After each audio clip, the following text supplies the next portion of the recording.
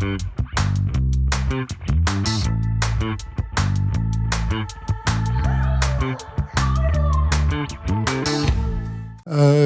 on va peut-être passer à l'intervention suivante. Alors, well, we've talked about the 𝗶𝗂𝗶𝗲, which was kind of a forerunner in all of the projects regarding weeds. So now we're going to hear from Julie, who is spearheading this project. Can you tell us where we are, Julie? My name is Julie. I'm going to talk about the 𝗶𝗂𝗶𝗲 project. It's a precursor. Why? Because it was born a year before the other project in 2024. So this is the second year of our project. It's a 3-year project. And the goal of this project is to look at weeds and to alternatives to current herbicides, but we're looking particularly at perennials, and that is the specificity. Makes us a little different from Ademar, who's looking at the wider map crop. So we decided to look at this type of perennial. So we've got a year left, and we are going to examine what's happening to crops over the course of the years, and, well, that's basically our point of interest. So let's set some context. In the name of the project, you see the O and the alt, it's for horticulture. The main partner in the group is iteipmai, well, is Astrader. So there is a whole horticulture sector and the maps. Obviously, I'm going to talk about maps because that's my field and we won't have the time to elaborate further. But as you can see, there are many other partners who have allowed us to continue to carry out trials with farmers. Different stages, obviously, in the project, and here they are.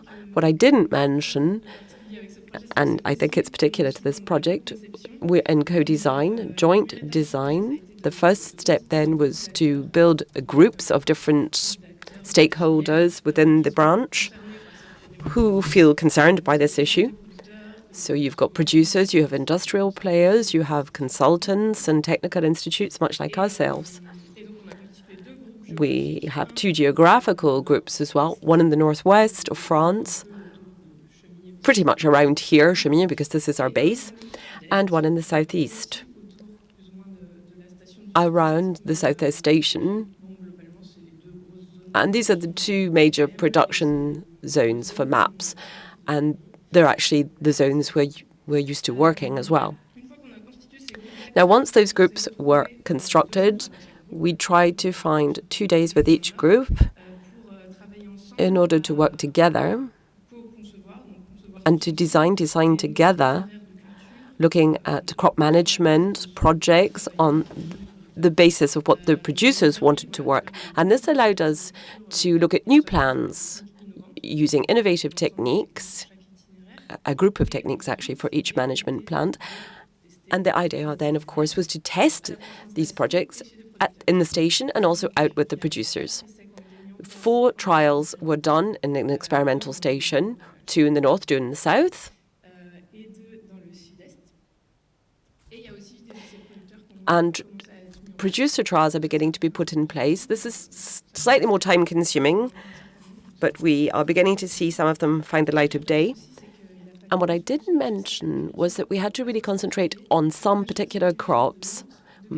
So we chose thyme, mint, and chamomile because they're fairly emblematic of the branch and they are really constitute the biggest part of production, I suppose.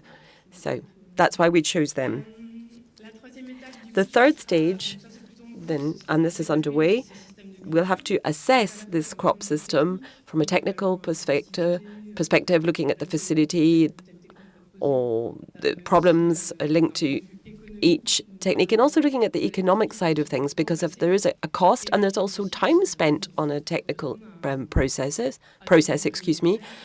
are we respecting the regulatory and environmental needs? And at the end of the project, we are going to share all the knowledge we have around this project. So let me show you the initial results. As I said, these are many wide-ranging observations at this stage, but we do have some concrete data.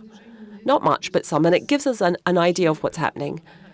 And of course, you'll have to come back at the end of the project, and I'll be able to tell you lots of goodies. Right, let's talk about these station trials. As I said, there are 4. The first is Peppermint and here in 𝗶𝘂𝗶𝗶. So this saw the light of day in 2024. In each trial, we have 3 models, which are one which is fairly innovative, and then you're going to have the conventional base, the control level. We see what's happening with a farmer, and he's using the traditional techniques, the classic techniques that are put in place when it comes to weeding. Depending on you could see yourselves when we get to there. So, in these trials, we have a mulching option, which was put in place. We planted the mint in, I believe it was spring of 2024.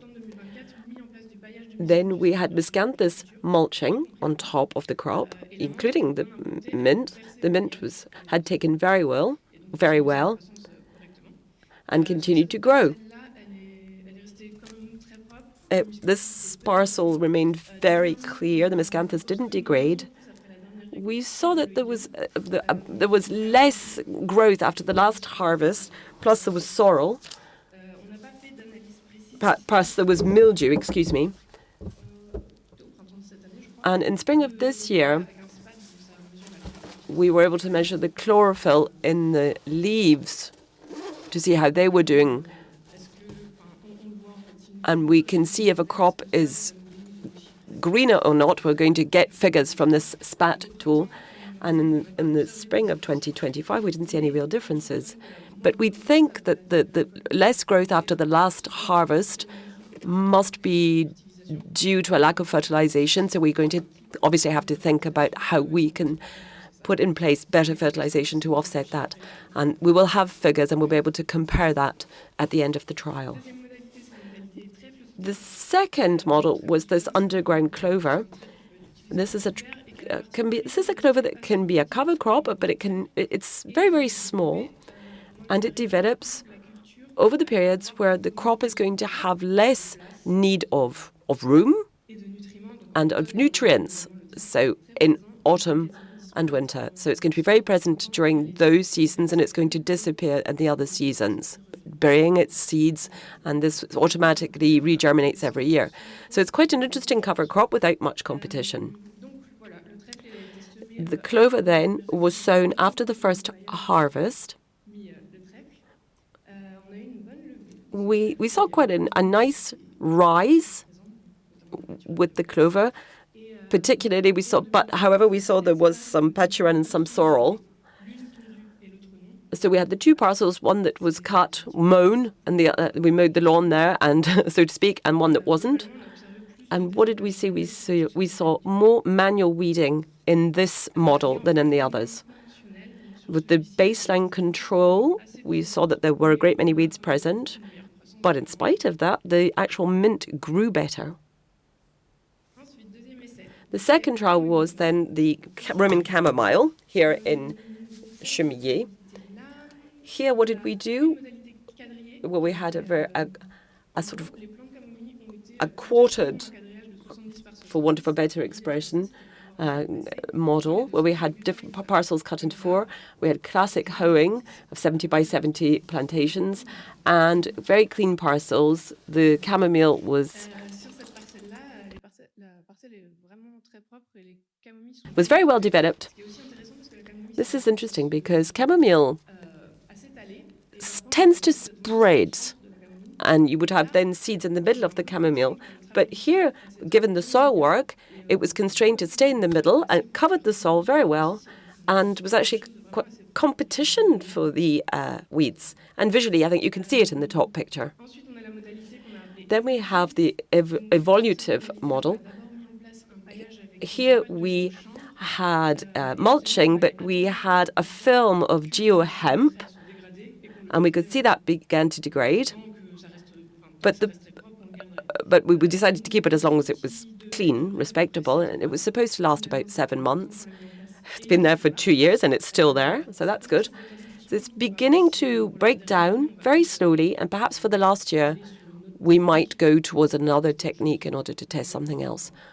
But we'll see, that remains to be seen. The conventional control was the dirtiest parcel, as you can see in the bottom right picture. In the southwest, we stuck to mint, but this time it was spearmint. So you have a covered model with buckwheat that was put in place in summer 2024 before they planted the mint. We also put some of the underground clover in at the end of summer. However, there was a problem with this clover that didn't rise very well. So in 2025, we could see that the parcel was quite dirty. We had to have quite a bit of manual weeding and grinding down. There was a certain amount of mortality for the crop. It was replanted at the end of summer, and this time we saw a good implantation. So we are hopeful. Then there was the mechanization model. And with this one, there was mechanic weeding in 2024. And we didn't do it in 25 because mint has actually covered the whole cover. So it was important to weed manually. You can see the yield is 23.3 tons per hectare with 3 harvests. If you look at the baseline control one, you can see you've got 34 tons practically for the 3 harvests.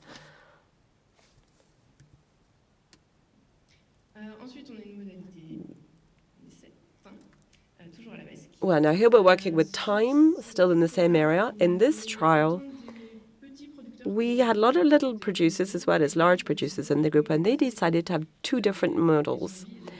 They had different desires, different wishes. So the first one is the small surface model with mustard, which was put in place in summer, and then, of course, we put in the famous underground clover and thyme in October. Now, there was a poor rise for the clover, and the thyme had to be destroyed, and we then seeded buckwheat. You will see that the yield was very poor, and this is because this thyme was planted in autumn compared to the other models where they were planted in May. And you can see the difference on the photos. We'll see if it manages to catch up the models, but he had less time, so I think that's principally the reason for its lack of development. Then we had a large surface model, and in the interrow there was buckwheat again. There was a winter cover, and in the row there was hoeing done by 𝗶𝘁𝗲𝗏 and 𝗏𝘗𝗏, and there was manual weeding done at the same time. There we have a yield of 6.6 tons per hectare in fresh produce for 2 harvests. It's 9 tons per hectare. And the baseline one, it is 14 tons. But we still had to weed a bit more. And what's interesting is to compare all of the time that was put into weeding, and because that gives us an indication on the general cleanliness of the parcels overall. Then, as I said, we have producer trials that were put in place. And the first one, we didn't have many, but as of the second year, we had a few more. In mint, we have a trial with spiked harrow, and you can see that here. The idea is to cut the mint after harvest, to cut it quite short, and then to pass the spiked harrow over it, which is going to scrape the soil, pull out the weeds, and then when the mint is very much well planted in the soil with its rhizomes, it's going to resist. And the producers that do that have done it quite a few times this year, and they're very happy with it. And I think they're going to test other things in the wake of this trial. We did have clover underground, miscanthus mulching, and I said there was a cover of buckwheat before crops. And in the second trial, we had the underground clover. Now, one of the trials that we did in the first year was with 𝗶𝘁𝗶𝗏.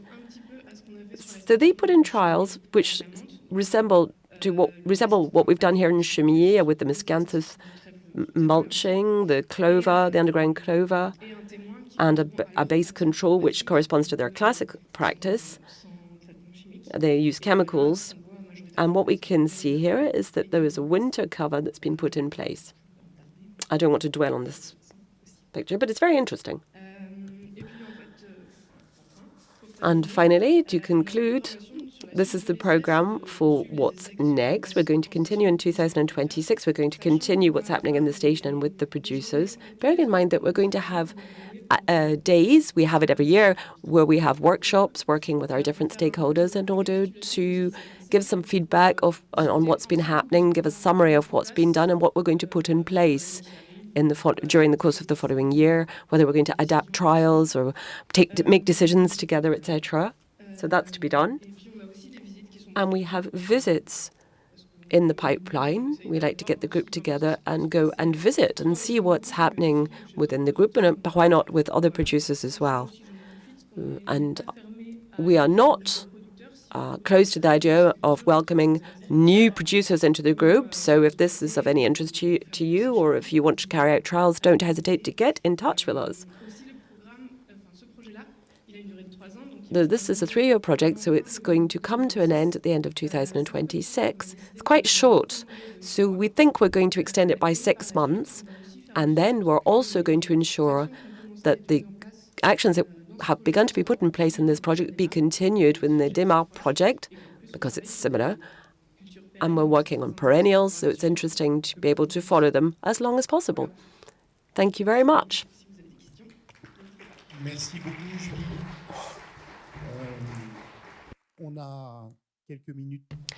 We have a couple of minutes if there are any questions.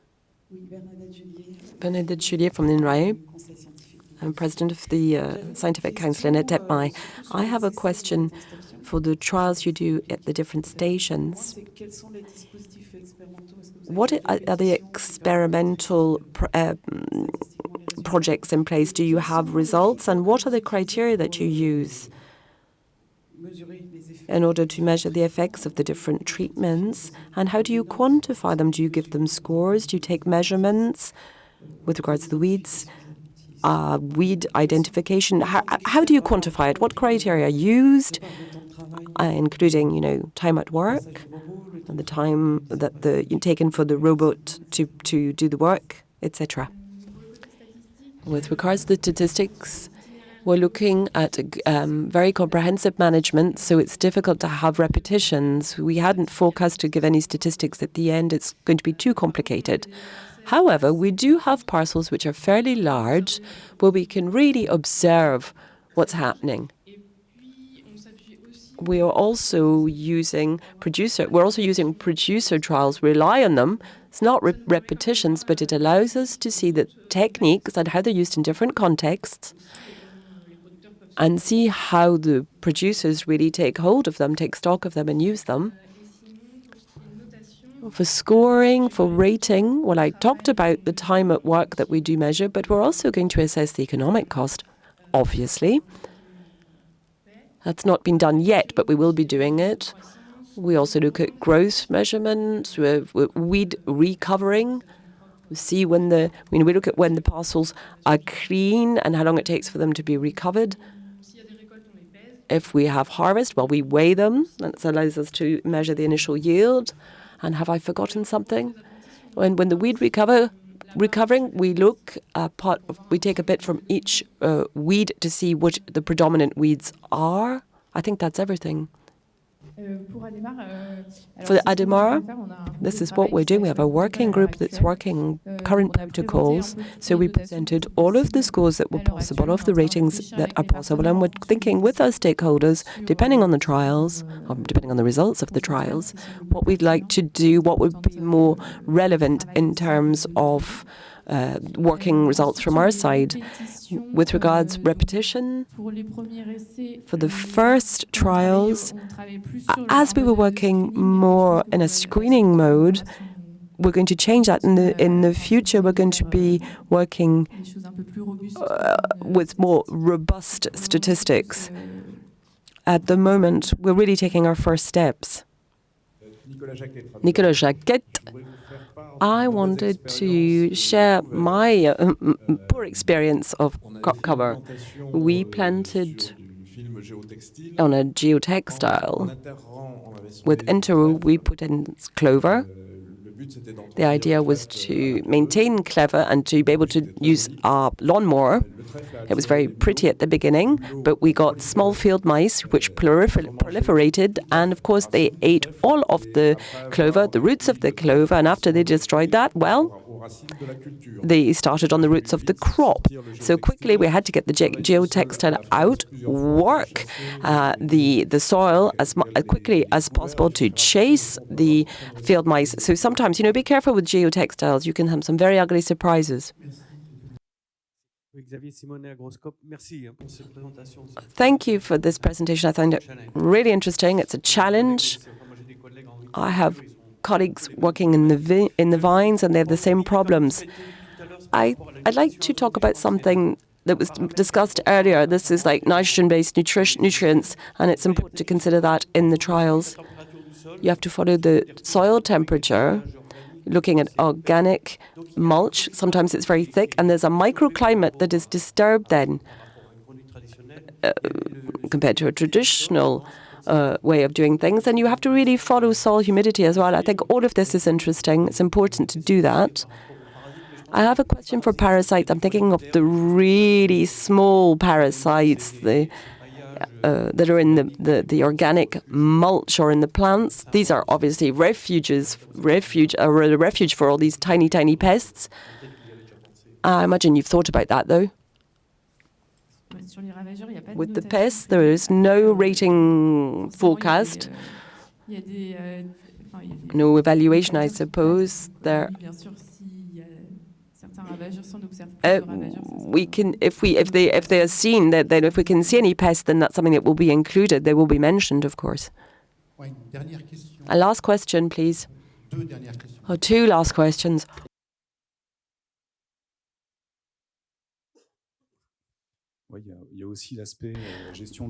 There's water management, which is also interesting for mulching. Let's not forget.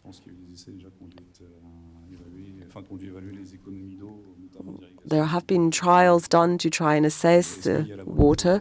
Is this part of what you're doing, to look at water, in the use of water in the iteipmai? In mulching,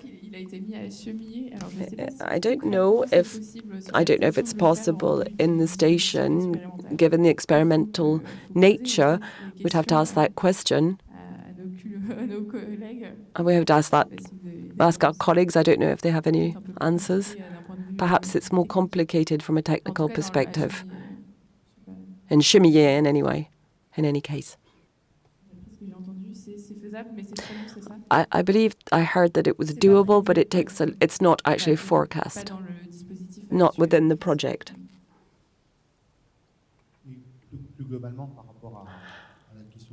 And when you talk about water management,